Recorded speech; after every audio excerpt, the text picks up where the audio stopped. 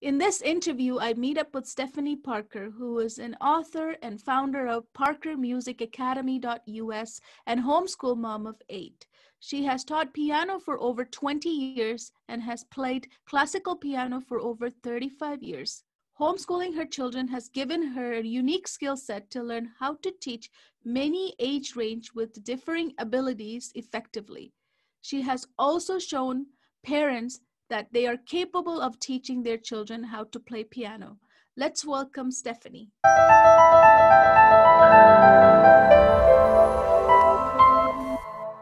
Thank you so much for coming in and joining me today on this summit. Thank you for having me.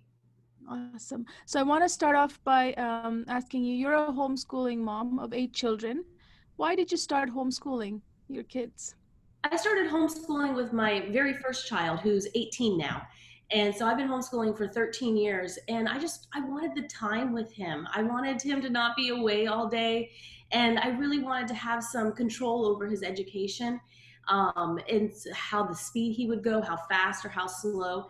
And it's really been wonderful because he's been able to progress at a faster rate than average, that I feel like he wouldn't have been able to progress that fast had he been in a traditional brick and mortar school. And I was able to go with him because everything was one-on-one. Everything was basically a private tutor with me. And so I'm really appreciative of the experience that I got, how far ahead he was able to get, but also the bond that was created by it being just him and I for 13 years as I taught him.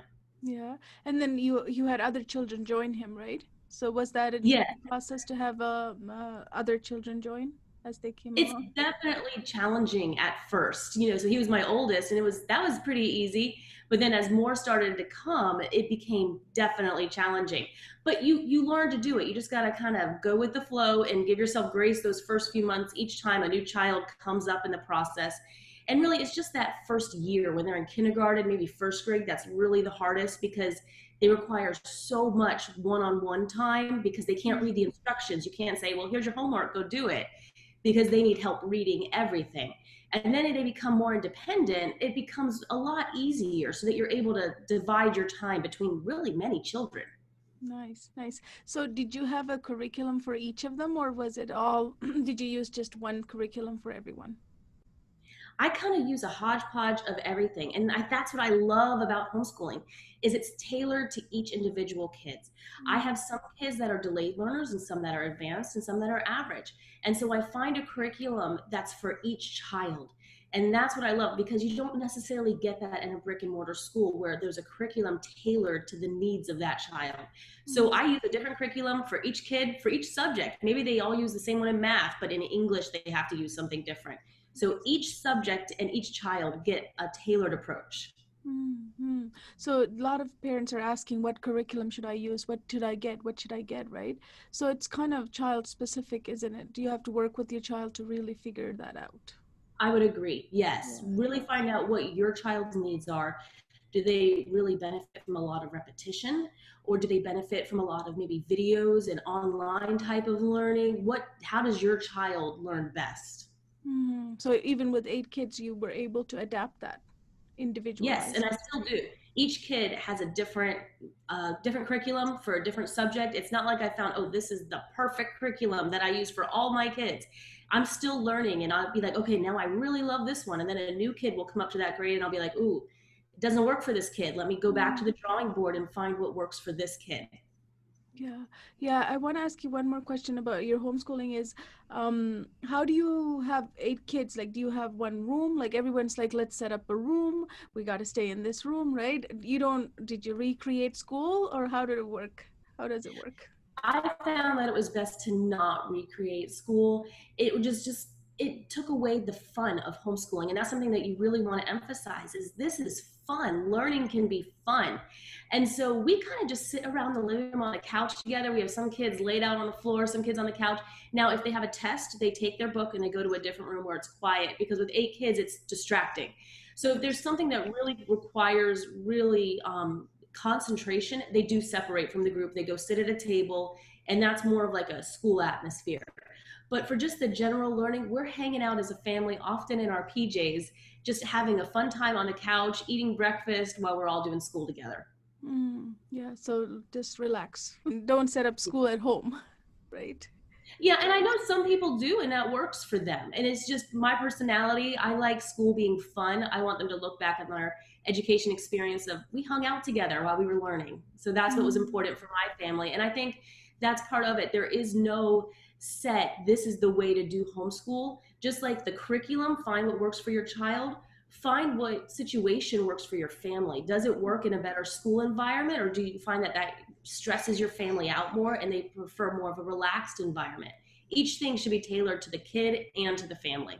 yeah, yeah. And then do you find a lot of time your kids are like, how getting into each other's way, right? Does that happen at your house? Oh yeah, it does. There are definite times where they, bicker and they get onto each other. And sometimes we have kids that are sharing a book, and that can be hard because I need the book and I need to do my math or whatever it might be. Yeah. And that can be challenging. But we just say when you're bickering, you get to spend extra time together because you need to practice seeing what a blessing it is to have the siblings in your life. But it happens. It's just you got to figure out how to make it work. Yeah, yeah, they'll figure it out, right? Just, I Yes. mean, how much do you get involved as a mom? Like when they're having that argument, do you have to be supervising them or I mean, and just? I do supervise them. I try to help them work it out once they reach a certain age.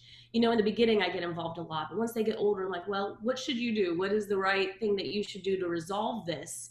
Because Mm, I like them to learn to self-resolve. And that's really one of the best things about homeschooling is the siblings become one another's best friends. mm, Almost every homeschooling family I've ever met, it seems like the siblings are closer. And it's because it's not that we don't have friends outside of the home. There's lots of things we do with other homeschooling families.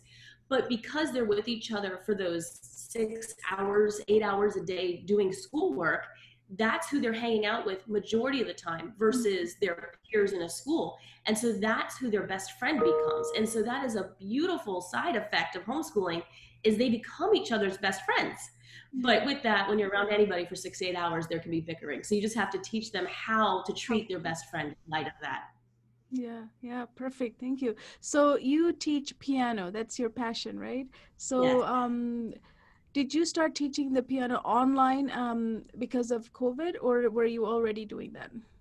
So I've been teaching piano for 20 plus years now, and it's all been pretty much in person with a few exceptions to online.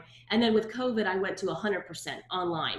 Mm. And we haven't yet transitioned back to in person lessons. So COVID is why it really went up a notch from what I was doing before.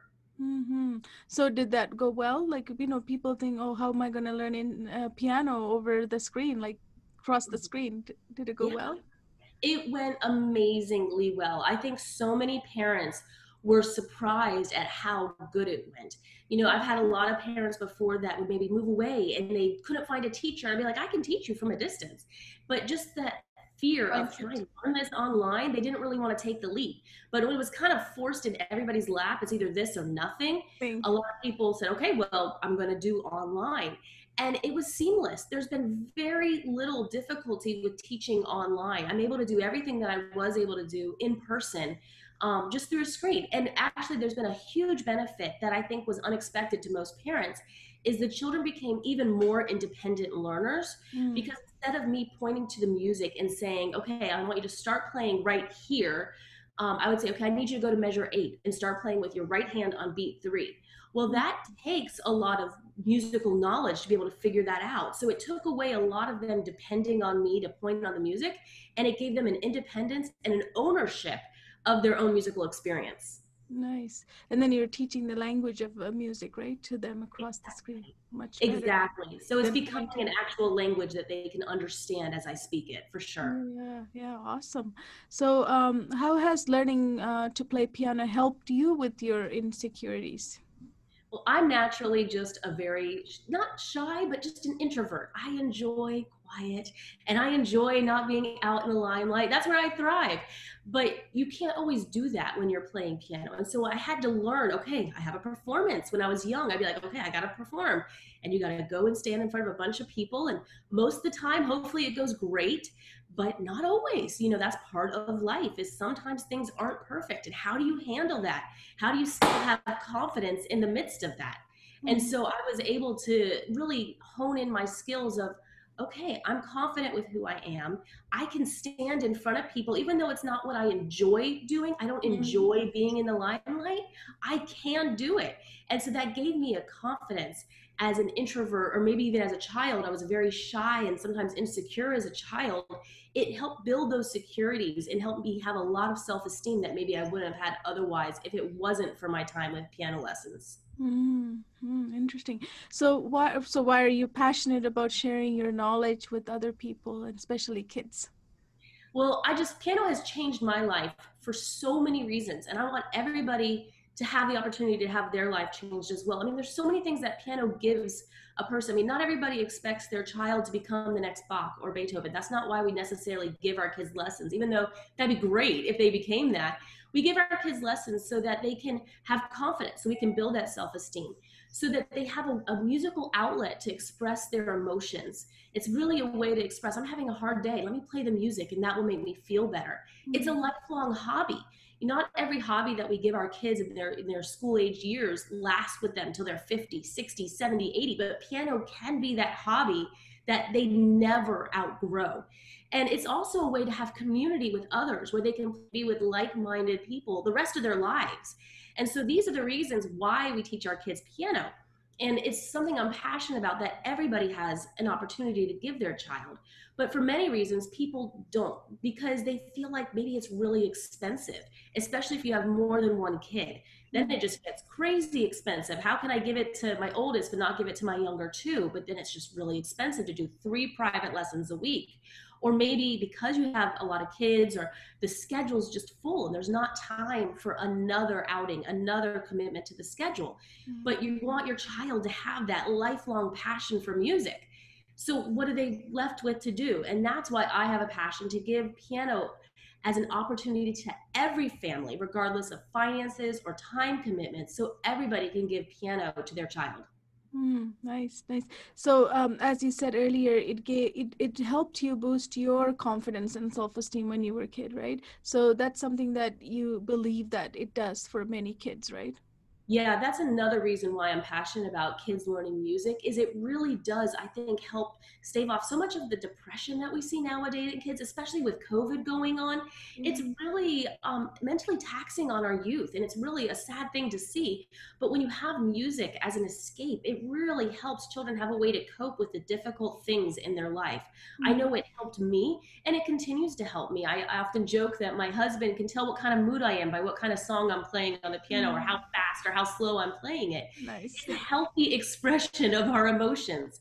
And so we Mm, want to give that to children, especially in these difficult times, to absolutely. boost their self esteem and to also give them just a place to express when they don't understand what's going on in this world. Yes, yes, for sure. Um, how does this create a bond between a parent? So one of the things that you offer is parent can teach the child, not you're not teaching the child, you give it to parents to teach, and which is very good for homeschooling parents to add Yes, another activity or another another lesson to their kids day, right? So absolutely. how do you do that? Well, I believe strongly that parents can teach their children piano. I teach many students and have hundreds over the years, but I believe that not everybody has to have a private instructor, especially in those beginning years. Let's say you've had zero piano as a parent. You can still teach your child the first couple years of piano. And let's say you've had a few years of piano yourself, then you can go even further teaching your Mm, child.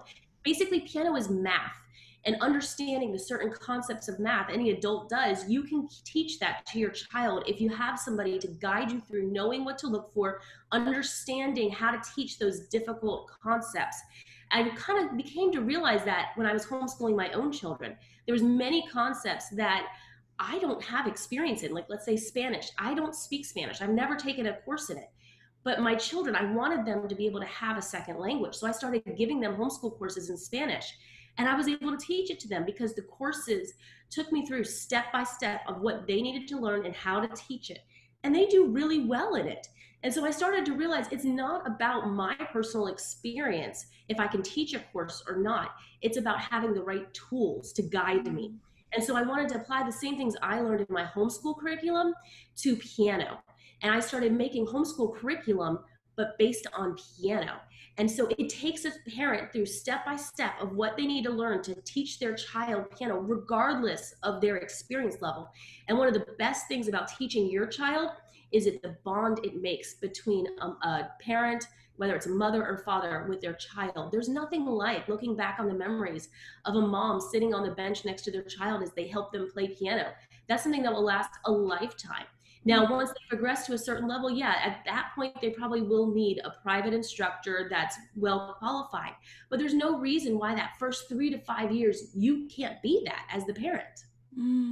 Yeah, yeah, so true. Yes. So, what is a good age for a child to start learning That's a piano? great question. So I definitely recommend that 5 to 8 year old range for starting. That is the prime age. Think of it like a language. When you see a toddler that's immersed in a multilingual home, they can speak it with ease. But when you start a child at 10, 11, 12, they can learn it, but it is harder. It takes longer. And so it's not too late for your child if they're 12, 13. It's not too late. But the reason why I recommend it at that younger age of 5 to 8 years old is because it becomes like a second language to them much quicker, much easier in most cases. And also, it builds a habit. So if you'll notice in my book, the first level, it's only saying practice 10 to 15 minutes a day, 3 to 6 days a week. It's not a huge practice commitment, that first level. And the reason why is you're trying to make a habit, a lifelong habit that, hey, we just sit on the piano every day. It doesn't have to be crazy long times. We're not dreading it, but we make it a habit that this is part of our life. Every day we sit on the piano. And so for that reason, you want to start young to get those habits ingrained in them early on. But if they're 12 or 13, it's not too late by any means. Yeah, yeah. So if a parent is thinking about starting a piano, but what if they're not interested? Do you just introduce it to them as a parent, or should the child be interested in it? That's a great question. I would say that you should introduce it to them. Everybody benefits from music. And so, I mean, and plus, even if they started it and maybe they loved it, but then they lost interest, keep them going in it. I wanted to quit myself. I think almost every piano person I've ever met at some point has said, I want to quit. This is tough. And it's the parents that said, nope, this is too important. You're doing it. The reason why we didn't quit. And I'm eternally grateful to my mother that she never let me quit. I can't thank her enough. And so I think that you have a child do it because it's good for them. Just like learning a language. None of my kids want to learn Spanish, but they're going to do it because it's good for them. And so if they don't like it when they're 18, then that's fine. They don't have to play it ever again. But you gave them a skill for life. You gave them a hobby, an expression of their emotion for life. And so I think it's important we do it.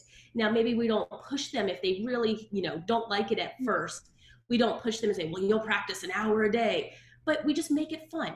You need to do this. It can be fun. And maybe with those kids, we strive more for the fun sides of piano lessons. You have the kids that are really interested in it, and I don't have to do a lot of games with those students. It's okay, let's learn this material, let's learn this.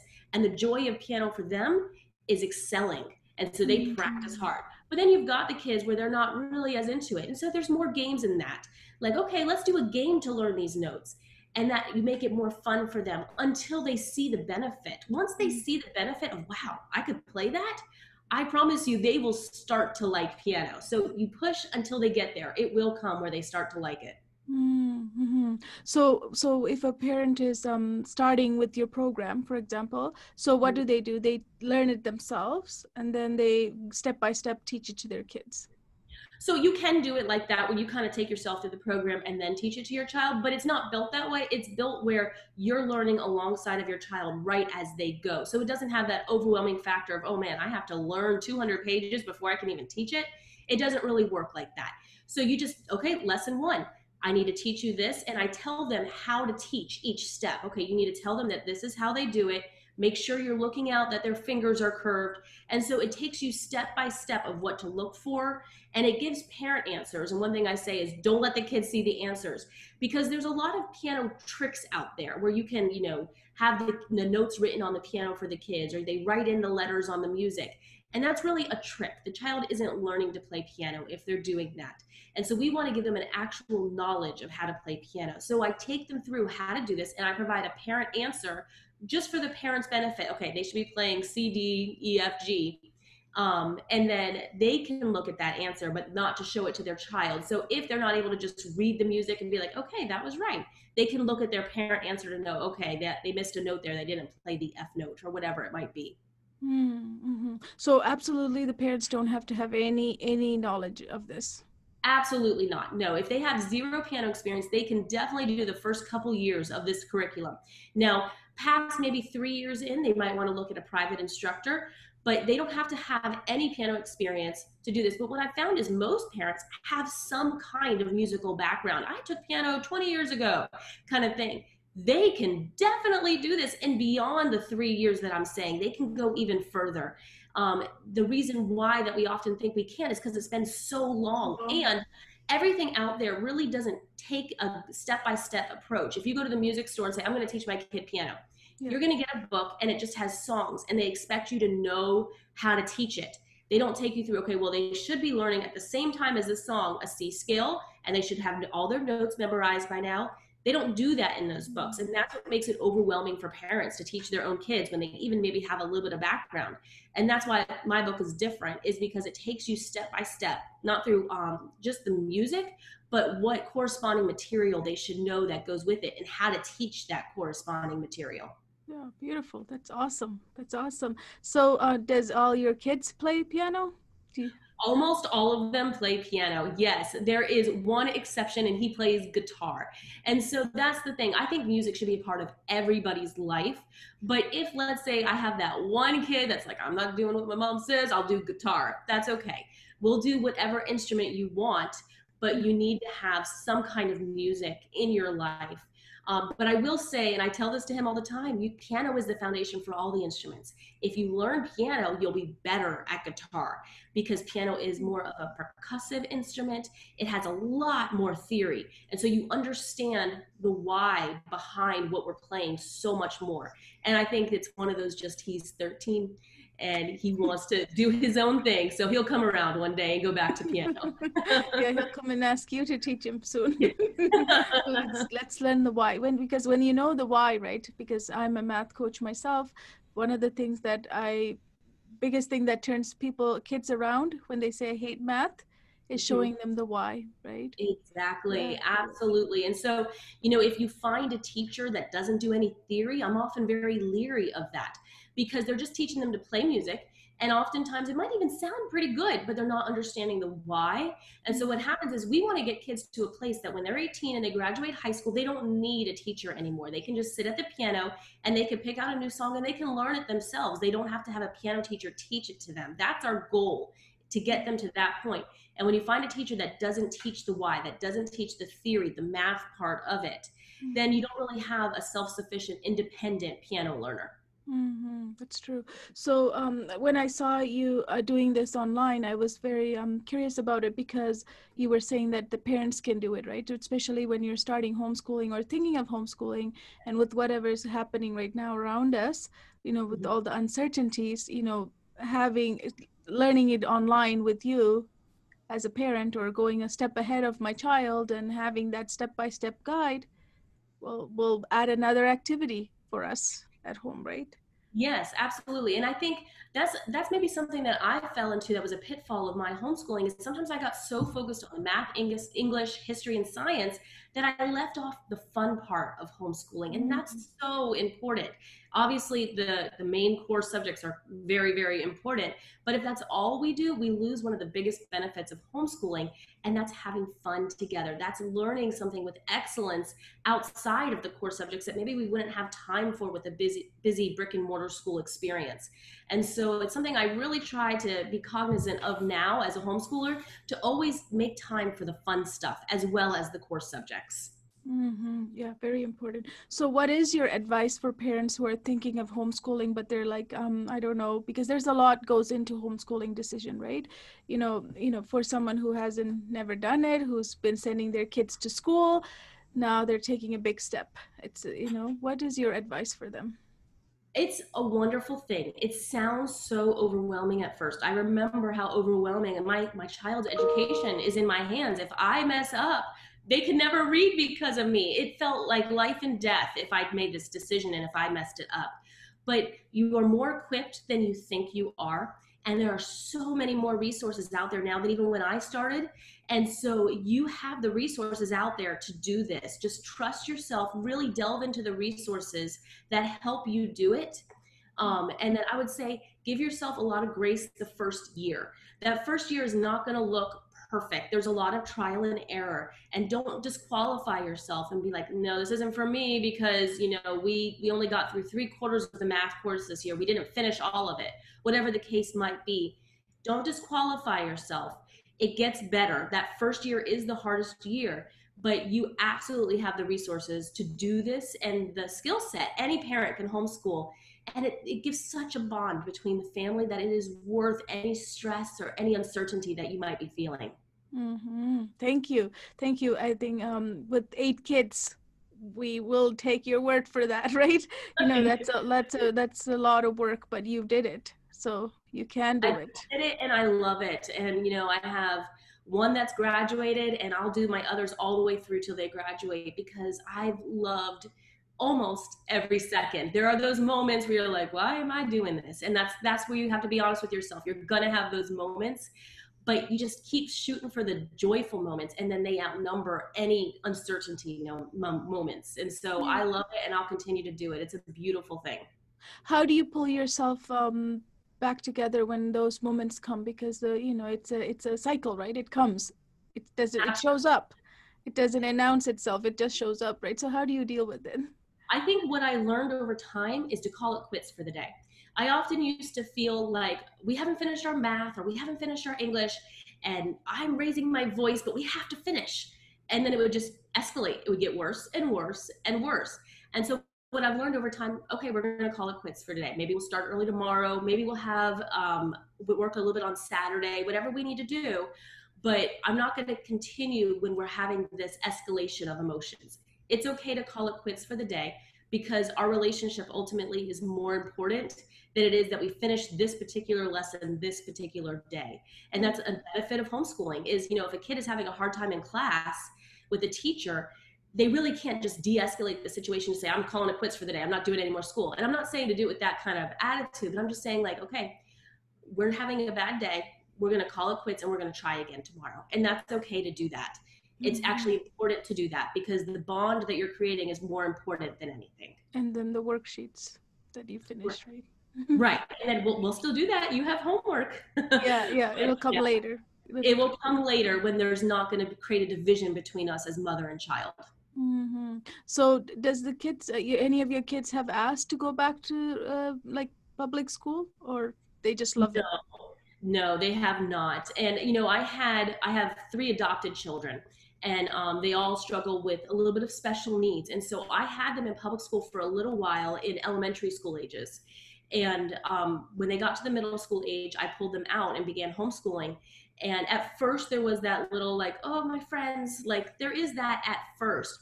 But now that they've been in it a while, we were talking about it, I think even just last night. And I was talking about a private school that I really like. And they're like, we don't have to go, do we? We get to stay home, right? Like they were very concerned about not homeschooling. And so they love it now. So you might have a little bit of resistance at first, or even like nostalgia, missing their friends. But the more you do it, the more they'll love it. And I make opportunities to let them see how blessed they are to homeschool. You know, if we have a late morning start and pancakes are being eaten while we're doing homeschool at 9 a.m. instead of an earlier start at 8, I'm like, hey, this wouldn't happen if you were in school. Or if we do a special field trip day on a Thursday to the beach, this wouldn't happen if you were in school. Like I try to always point out the things that are different homeschooling that are great, to remind them this is a blessing that you get to be home. Not everybody gets this wonderful opportunity because kids are often just ungrateful. They don't realize the great thing they have. And so I try to remind them. And I was very pleasantly surprised last night when they were like, we don't have to go back, do we? So they will learn to love it. Awesome. Thank you so much. Those are very, very good advice. And, you know, your program seems like a good fit for anyone who's thinking of homeschooling their kids, or even if they're not, you know, it's just something that you don't have to take your kids to another activity outside of home, right? And exactly. And, you know, I have the traditional paperback curriculum where they have a lesson book and a consumable workbook, but also there's an online course. Let's say you're like, I cannot do it from a book.